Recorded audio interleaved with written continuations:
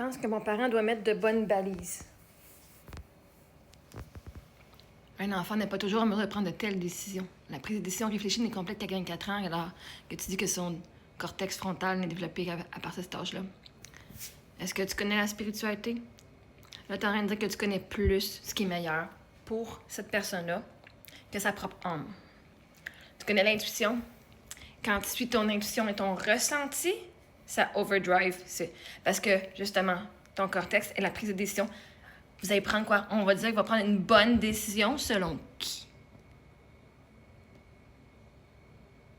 Selon ce que la société dit est acceptable.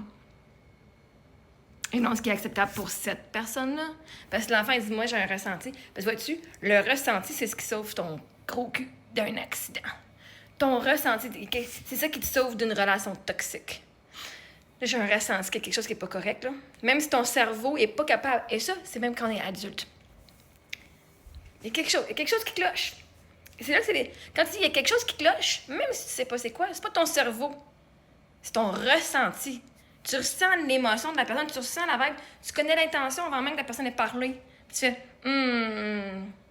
la vibe, ça marche pas, là. Il y a quelque chose qui marche pas, là.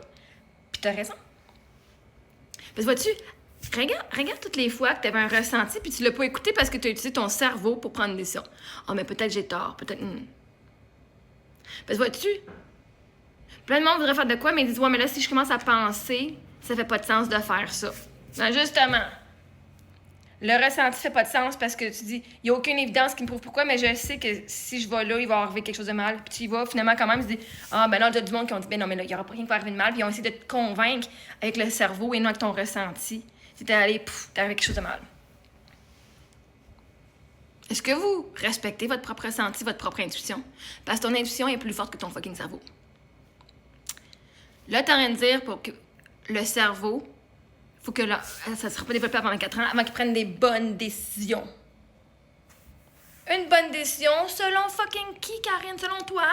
Selon ce que toi, tu veux? Selon ce que la société dit qui est acceptable ou pas? Parce que quelqu'un qui écoute son ressenti avec zéro évidence, il dit « Ouais, non, j'ai pas appris ça, mais je... » Parce que vois-tu, de la canalisation, c'est quelqu'un qui est capable, il va écouter son ressenti, il va juste dire... C'est comme les esprits, l'âme, whatever, l'énergie qui parle. Il y a une vibration, puis son cerveau, il décortique ce qui est l'information qu'il reçoit énergétiquement, puis là, il dit en mots. C'est ça la canalisation, si tu regardes, Bachar. Je connais pas, il y en a-tu des gens qui font de la canalisation, genre qui sont bien reconnus en français?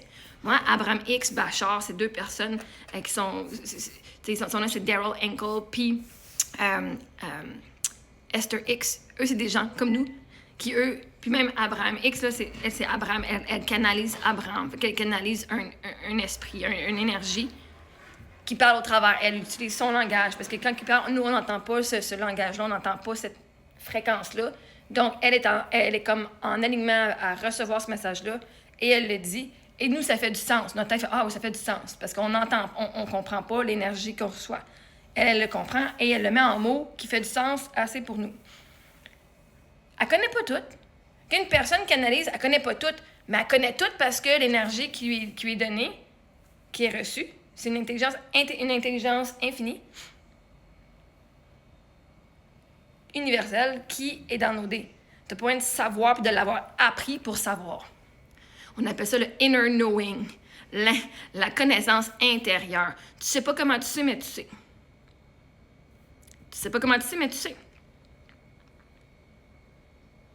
Parce que justement, ton intuition, il y a une petite voix, il y a une énergie qui est rentrée, puis qui t'a dit c'était ça, puis là, quand tu fais « Oh my God, c'était vrai ». Et à partir de là, tu prends un ressenti. Il y a du monde quand 9-1, on dit, quand c'était le jour du 9-1 avec les tours à New York, il y a du monde qui est littéralement pris dans le trafic, mais il y a du monde qui fait « Je le file pas aujourd'hui, non, je rentre pas au travail aujourd'hui, puis qu'est-ce donc ça? » Il aurait pu dire « Ah non, mais là, il faut que j'aille travailler, parce que là, qu'est-ce qu'ils vont penser de moi? Je vais aller travailler, puis il aurait pu mourir. » Fait qu'il y a du monde qui a dit « Moi, j'ai un mauvais ressenti et je ne vais pas y aller. » Parce que ton ressenti est plus fort que ton cortex frontal. Ton ressenti, est-ce qu'il te sauve la vie? De dire « Je vais à gauche ou à droite. Je sais pas pourquoi j'ai fait ça, c'est ça qui m'a sauvé la vie. » Je sais pas pourquoi cette personne-là, j'ai confiance en elle, puis c'est à cause de ce ressenti-là que ma vie a développé. que telle affaire t'est arrivée. Pas parce que tu as pensé, parce que des informations que tu ne connais même pas. Le problème, là, avec quand tu te bases sur juste ton cerveau, sans ton intuition et ton ressenti, c'est qu'il manque des informations. Donc, les informations que tu as, toi, tu juges sont assez pour prendre une bonne décision. La majorité du temps, il manque beaucoup de décisions, il manque beaucoup d'informations. Donc, même toi, tu vas juste te créer d'autres informations que tu vas juger être bon. Je prends ça. Mais là, tu sais, quand tu fais ta liste de pros et les pour et les contre, là, c'est toi qui se crée. Bon, ben si je fais ça, ça peut arriver. Les pour sont ça. Si je fais ça, ça pourrait arriver. Tu fais juste imaginer, c'est de l'imagination. Même ta liste de pour et contre, c'est même pas ce qui est vraiment arrivé. C'est une liste que tu t'es assumée. Bon, ben, si je fais cette décision-là, telle chose pourrait arriver. Mais aussi, telle chose pourrait arriver. C'est pas être capable de penser, ça. C'est être capable d'anticiper des problèmes, puis être capable d'anticiper le meilleur. Et de choisir, t'as-tu assez de guts d'assumer que le meilleur va arriver? Lequel tu penses que toi, ton état, ta façon, ta capacité face au risque, selon ce que toi, tu te crois être un risque, est-ce que tu es prête à le prendre? C'est pas de pouvoir prendre une bonne décision. Hein? Fait que vois-tu, l'enfant, t'es même pas dans les suites de ton enfant, tu sais même pas comment il pense. Tu penses que tu sais meilleur que lui. Parce que des fois, ton enfant, il ne partage pas tout. Fait que toi, tu peux seulement prendre une décision, tu peux seulement l'aider avec ce que toi, tu sais à son sujet, pas avec qui il est vraiment. Parce que ce que tu vois en lui, c'est ton miroir. Tu peux même pas savoir c'est qui ton enfant, pour vrai. Ou même, tu vas peut-être même refuser des parties qui qu'il est, parce que ça fait pas ce que toi, tu veux pour lui. Fait que on s'en fout que le cerveau ne peut pas se développer à partir... Il n'est pas complètement développé à partir de 24 ans. On s'en fout parce que quand tu suis ton intuition, l'enfant qui dit non, moi, si je continue, je continue... L'enfant, il sait, hein? Il l'a peut-être pas dit s'il va pas bien mentalement. Il l'a peut-être pas dit s'il veut se suicider, justement. Peut-être qu'il n'a pas confiance en son parent de parler de ces choses-là. Fait que toi, tu lui mettrais des balises en promouvant certaines choses. Continue l'école, continue ça, parce que moi, je suis un bon parent. Mais la réalité, c'est que tu n'es même pas peut-être au courant de sa réalité intérieure à ton enfant. Tu le fais avec les informations qui te sont données et les informations que tu sais aussi, tes propres blessures. Je veux, hein? Un bon parent. Chris, vous arrêtez pas de dire un bon parent, bon parent.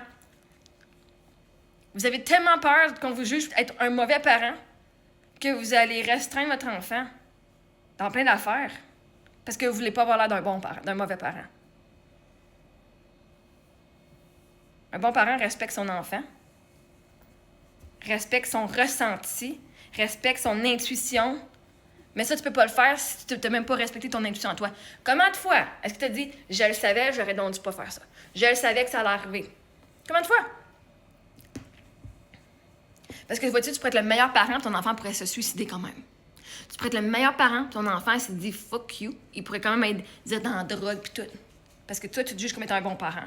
Parce que toi, tu te juges comme un bon parent, veut pas dire que ton enfant a ressenti que tu es un bon parent envers ses besoins à lui. Toi, tu peux te dire que tu es un bon parent. Parce que ton enfant, il pense aussi. Et s'il le dit, est-ce que c'est vraiment vrai ou parce que s'il le dit pas, ça va...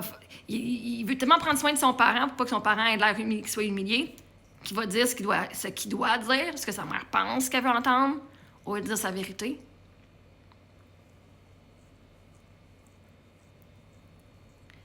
Un bon parent n'a pas besoin que son enfant agisse à sa façon pour dire qu'il est un bon parent. Est-ce que tu es un bon parent? Parce que là, sinon, tu t'attends à avoir des résultats externes pour prouver ta valeur.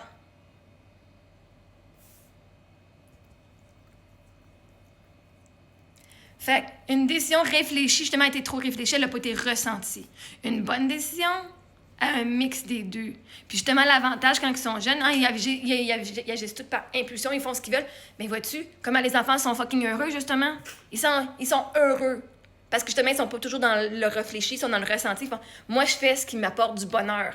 Mais en tant qu'adulte, on s'est dit, non, le bonheur, c'est overrated. Pense à tes décisions, puis pense qu'il est meilleur pour tout le monde, puis oublie ton propre bonheur.